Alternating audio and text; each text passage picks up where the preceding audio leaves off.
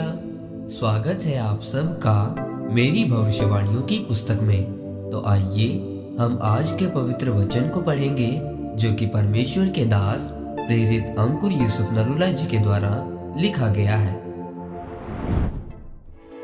आप एक लड़ाई में हैं, जैसा कि दूसरा शमूएल अध्याय 8 उसकी 6 आयत में लिखा है।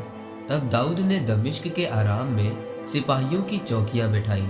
इस प्रकार अरामी दाऊद के अधीन होकर भेंट ले आने लगे, और जहां जहां दाऊद जाता था वहां वहां यहोवा उसको जयवंत करता था।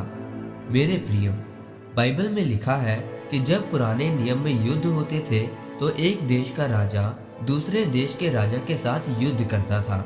ये उनके लिए बुलाहट होती थी, और बाइबल कहती है कि जब उन्होंने उस बुलाहट को पूरा किया तो परमेश्वर ने उन्हें ऊंचे पदों पर पहुंचाया, उनको सब प्रकार की आशीषें दी। दाऊद ने अपनी बुलाहट को पूरा किया और परमेश्वर ने उसको सब प्रकार से आशीषित और ऊंचा किया। लेकिन आज हमारा युद्ध मांस और लहू से नहीं बल्कि शैतान की अंधकार की शक्तियों से है जो आसमान में है। मेरे प्रियो, जब आपको पता होगा कि आपके जीवन में परमेश्वर की क्या बुलाहट है तो आप शैतान के साथ लड़ेंगे और जीतेंगे।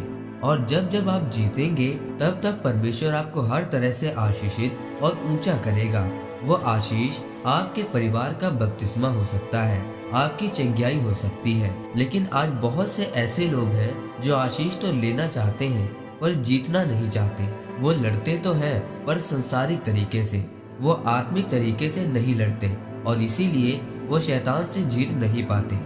बाइबल में परमेश्वर ने कहा कि जब तू मुझको पुकारेगा तब मैं तेरी सुनूंगा, मैं तुझे ऊंचा करूंगा और तेरी महिमा को बढ़ाऊंगा, क्योंकि तूने मेरे नाम को जान लिया है, इसीलिए मैं तुझे छुड़ाऊंगा। अगर हम दाऊद को देखें तो वो पहले से ही योद्धा था, इसलिए जब दूसरे देश के राजाओं के साथ उसका युद्ध होता था तो वो जीतता था, और परमेश्वर ने सबको उसके अधीन कर दिया था। मेरे प्रियो, आप एक लड़ाई में हैं। अगर आप जीतना चाहते हैं तो आपको पाप से दूर रहना पड़ेगा, क्योंकि आपका युद्ध संसारिक नहीं बल्कि आत्मिक है। इसको आप आत्मिक तरीके से ही जीत सकते हैं। इसीलिए आपको पवित्रताई में रहकर और वचनों पर चलकर शैतान से जीतना है, ताकि जो आशीषें परमेश्वर ने आपके लिए रखी है वो आपको दे सके। इस वचन के द्वारा परमेश्वर आपको आशीषित करे। आमीन। आइए परमेश्वर के दास के द्वारा लिखी गई इस प्रार्थना को आप मेरे साथ एक मन होकर करें। सर्वशक्तिमान परमेश्वर, आज के इस वचन के लिए मैं आपका धन्यवाद करता हूँ। परमेश्वर, मैं प्रार्थना करता हूँ कि आपका आत्मा मुझे आत्मिक तरीके से लड़ना सिखाए, ताकि मैं अंधकार की शक्तियों से जीत सकूं। प्रभु यीशु मसीह के नाम में आमीन। परमेश्वर आप सबको आज के वचन के ऊपर मनन करने के द्वारा आशीषित करे। आमीन।